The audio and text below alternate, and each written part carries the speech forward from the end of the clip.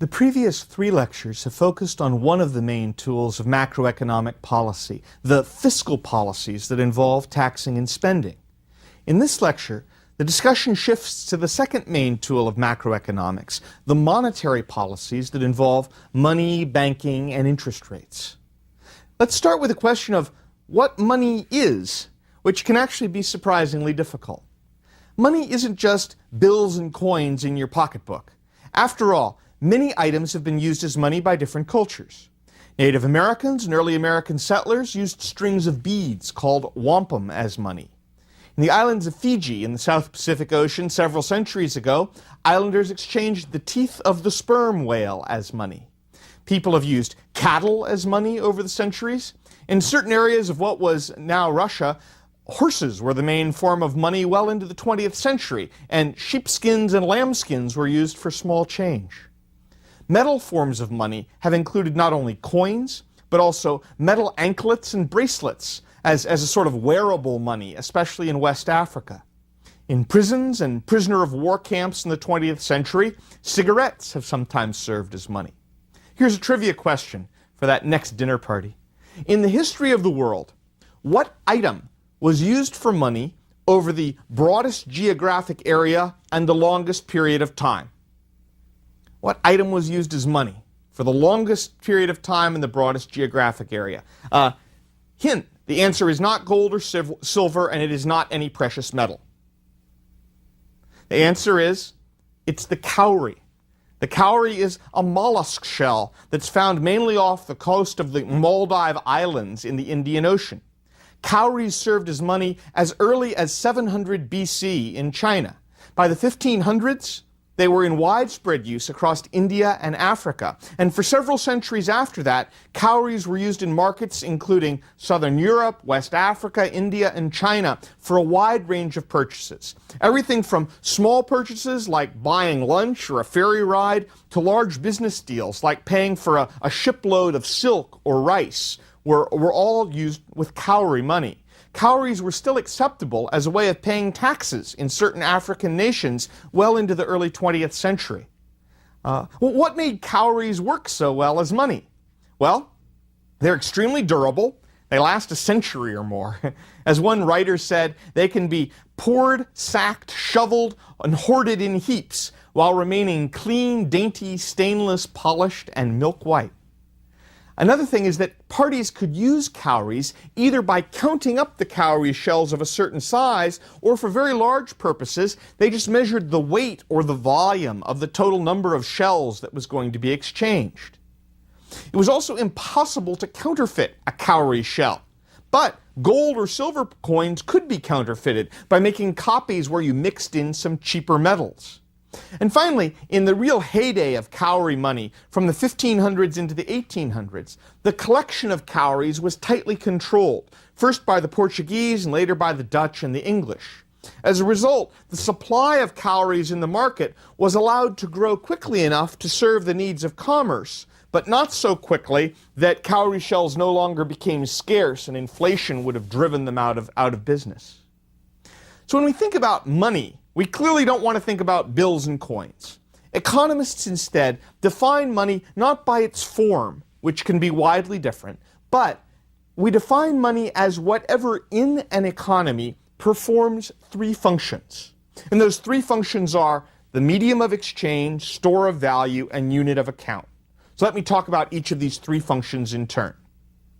The medium of exchange function means that money helps serve in exchanges. Money can be exchanged for almost everything that's for sale. U.S. paper money, for example, has a statement on it. This note is legal tender for all debts, public and private. In other words, if you owe a debt, legally speaking, you can pay that debt with money. The American writer and humorist Ambrose Bierce wrote in 1911 that money is a blessing that is of no advantage to us except when we part with it. Money is a medium of exchange. It benefits us when we trade it. But Bierce wasn't quite right. This isn't literally true. Money has these two other functions.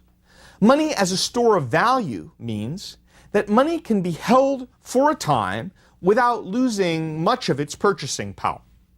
When you receive money, you know you don't need to spend it immediately because it will still hold some value the next day or the next year.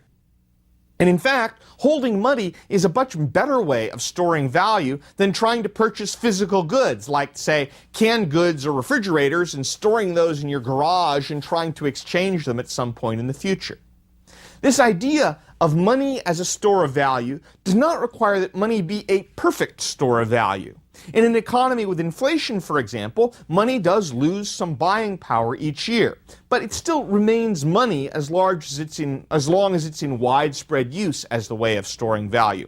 If you have hyperinflation, money almost ceases to be money because it doesn't store value anymore. Finally, the third purpose of money is as a unit of account. A unit of account means that the price of different items is measured with the unit of money. Money is the yardstick of value across the economy.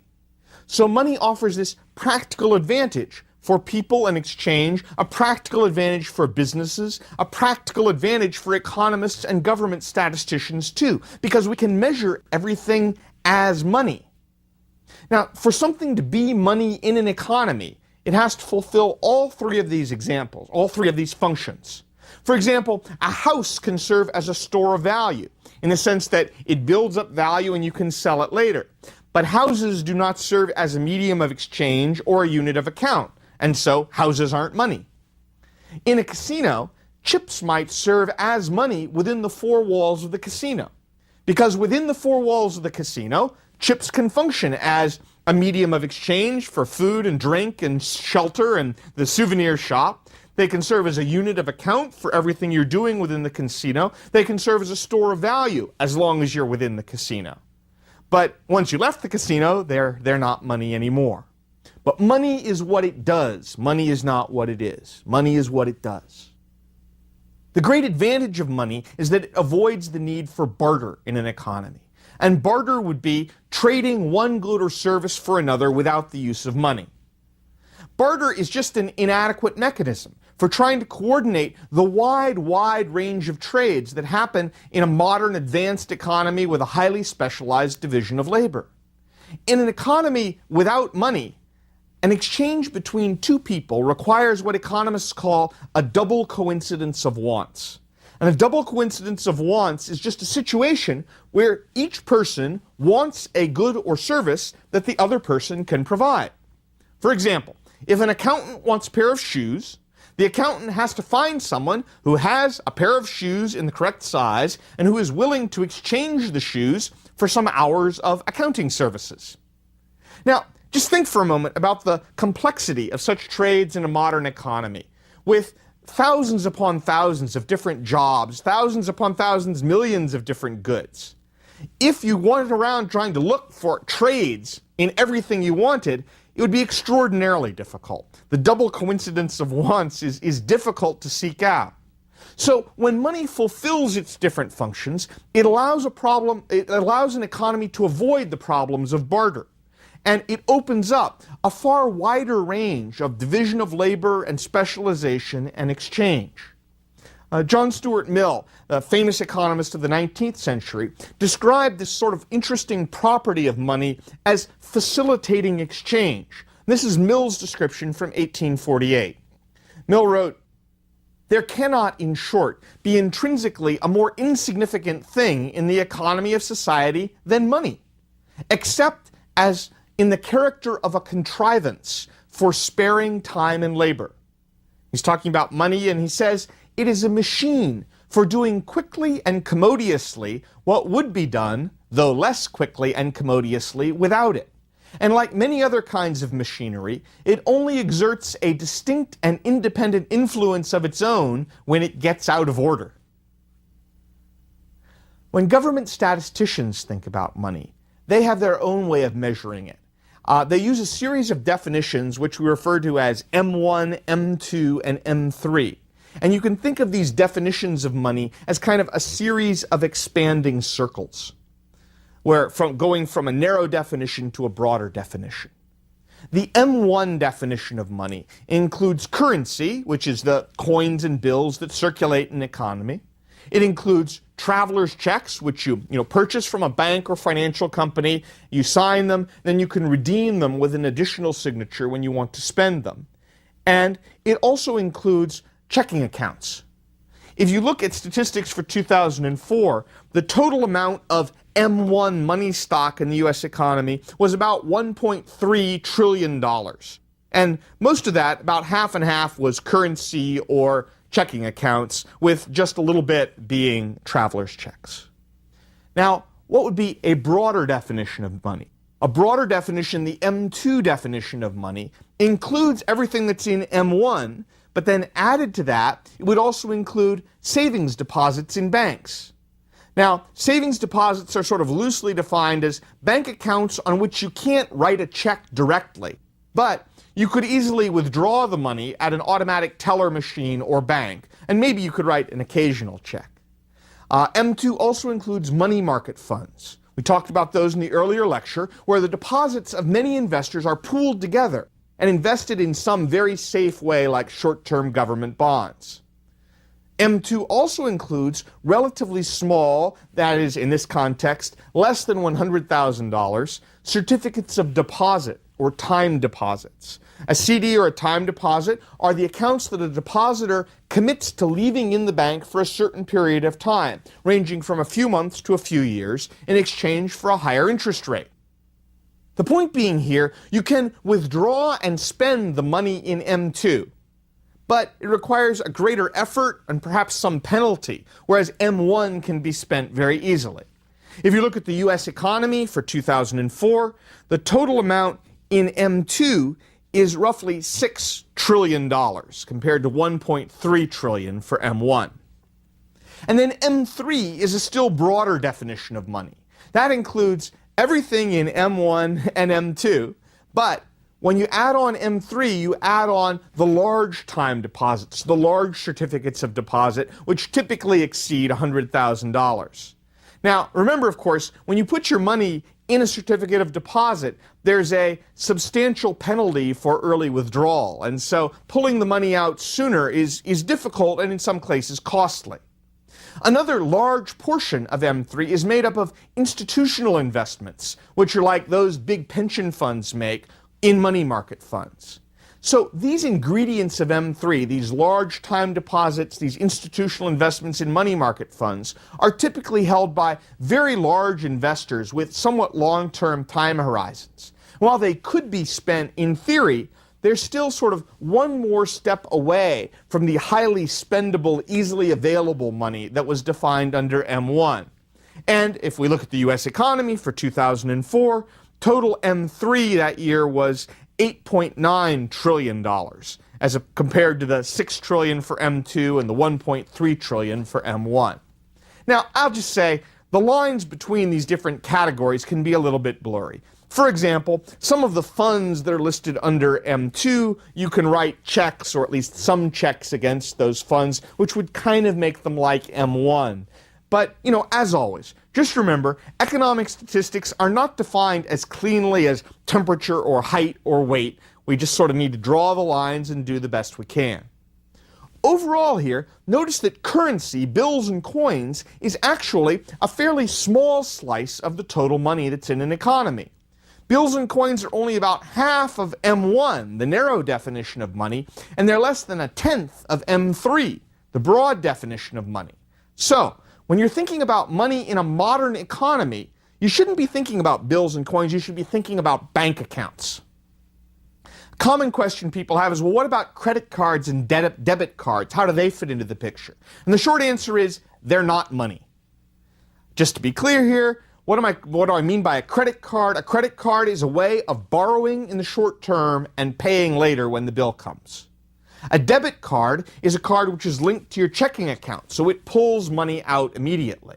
But those are methods of payment that don't directly alter the amount of money in an economy. I mean, to understand why credit cards and debit cards aren't money, imagine that you ordered out for more personal checks. So instead of, I keep my checks in the sock drawer, instead of having 100 checks in the sock drawer, now you've got 300 checks in the sock drawer. Has your money increased? Well, of course not. I mean, more checks doesn't mean you've got more money. More credit cards or debit cards doesn't mean you've got more money either. They're just ways of facilitating payment, which is something different. Now, money is clearly intertwined with the banking system. Most of money is in the form of bank accounts in a modern economy. And that means that to understand money, we really need to understand banks as well. What exactly is a bank? And this may be a little elementary, but it's important to get it nailed down because it's going to lay the basis for what's going to follow. A bank, in economic terms, is a financial intermediary. An intermediary is someone who stands between others. A bank accepts deposits from depositors and makes loans. So it stands between those who make deposits and those who receive loans. A bank receives income from making loans, it makes a loan and gets interest payments, but it also must pay interest to its depositors as well as cover its expenses.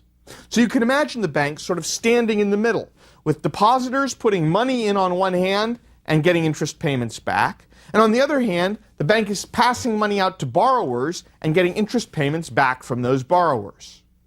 From the depositor's point of view, they're depositing money in the bank, which they can withdraw when they like, and in the meantime, they're getting interest payments.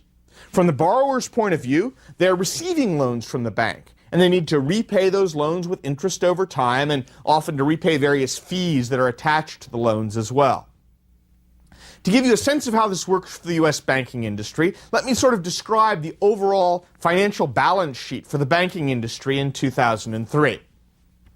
In round numbers, the bank industry had about $600 billion of total revenue in 2003.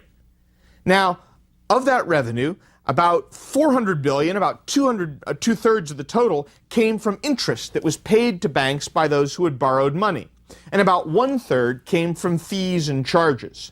Those fees and charges are actually a growing part of bank income. More and more banks are making their money from fees and charges, especially the really big banks that are arranging complex loans, maybe international loans that have complicated terms for repayment. In round numbers, the banks had about $500 billion in costs in 2003. Now, more than half of that was operating expenses. That was, salaries to people who worked in banks, office space, and equipment. Only about a quarter of the expenditures of banks are interest payments. So if it ever seemed to you that the interest rate you're getting from the bank is a lot lower than the interest rate you're paying the bank for your bank loan, you are right about that. The banks are making a gap between those two. The rest of the money is essentially what is reserved for bad loans, that is, loans that don't get repaid, and also for tax payments that the banks need to make. Now, if you take the total costs of about $500 billion, total revenues of $600 billion, that would mean the bank industry as a whole in the United States made roughly $100 billion in profits in 2003. Now, I won't try to judge whether this is too much or too little. If you have some of your pension funds stored up in bank stocks, then you probably like the concept that the banks are doing pretty well. I will say that it's a good thing for an economy as a whole to have a financially healthy banking sector. That doesn't mean, of course, that every bank needs to make money all the time. Badly run banks ought to go out of business just like other badly run firms. But when many banks are in financial trouble all at once, that's not a good thing for an economy because it becomes difficult for the banks to facilitate the process of making loans and spreading money throughout the economy. You might say, how can a bank ever go broke? I mean, how can this system go wrong? It sounds like the bank can always make money. But there are a lot of reasons why a bank could go broke. A bank will be bankrupt if the value of its loans drops substantially. For example, the value of a bank's loans will decline if an unexpectedly large number of its loans aren't repaid. Maybe in the Great Depression, for example, the whole economy slows down. Lots of loans aren't repaid, and banks, as a result, their loans are worth very little. Banks can also suffer if they've made a bunch of loans at a fixed rate of interest, like most home loans are made, and then the nominal interest rate rises. So banks are locked into these lower interest rate loans at a time when all the other interest rates in the economy are quite high. That makes their loans worth less. Remember, a bank owes people money. It owes people their deposits. It owes depositors the money they put in the bank. In theory, if everyone came to a bank at once and said, "I want my money back," the bank could sell off its loans to other banks and pay back all the depositors. Selling a loan just means the bank gets money up front and then some other bank would collect the interest and principal payments on that loan.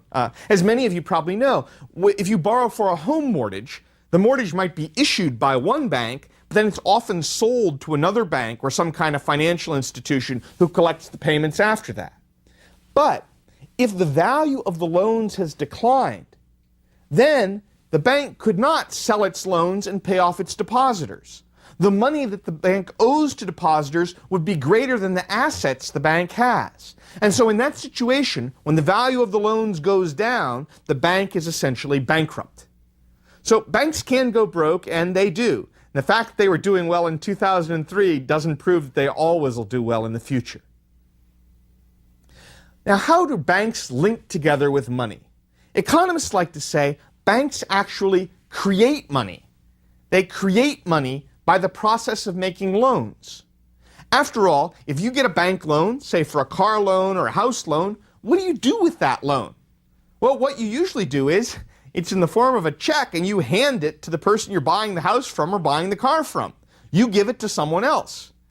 And they take that money and they deposit it in their bank. Well, what does that bank do with the money that was deposited? Well, they take it and they make a loan to someone else. Someone else gets the loan and they hand it over for something else, and that's deposited in another bank. And so there's this web of loans and deposits, where loans are forming the basis for deposits, deposits are forming the basis for loans, and so on and so on.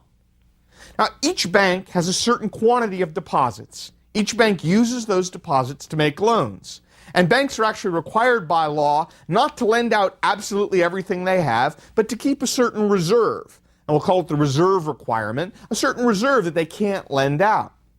So when the bank makes the loan to you, you give the money to the seller of a product, they put it in their bank, and as that process goes on, that process creates money. Remember, money is what is in bank accounts. Money is what serves a function. And so when the money is loaned and reloaned and loaned and reloaned, there's actually more of it in the economy. What limits this process? I mean, what stops banks from loaning sort of an infinite amount? Well, what limits it ultimately is that each bank is holding out a little bit as reserves. And each person is often holding out a little bit of what they borrowed as money that they've got in their own hands in one way or another. So not literally all of the money is redeposited in the next bank. Some is spent, some is held in other ways, some is held at the bank. So the question for banks really, when we think about banks creating money, is, do banks loan right up to the maximum possible, or do they loan some, but not all the way up to the theoretical maximum? After all, if economic conditions are weak, if the economy is in a recession, if a certain business or local economy isn't doing well, banks may well say, we're just not eager to lend here, because we're afraid we're not going to be repaid. We don't think this is a good time to be making business loans. So you imagine this web of money and lending, and how far that web expands depends to a large extent on how banks feel about making additional loans. When banks are sort of enthusiastically lending money, getting deposits, relending money, lending up to the maximum, there's going to be substantial aggregate demand in the economy, lots of buying power. And especially lots of buying power for physical capital investment by firms and by houses and cars for consumers, the sorts of things where you need a loan before you go and get them. But if banks are financially shaky, or for some reason like a weak economy, they're unwilling to lend, then this entire web of money and loans can begin contracting. And if it all begins contracting, then aggregate demand in the economy, the buying power of the economy, will be decreased. And as it decreases, that can pose difficulties for the entire rest of the economy.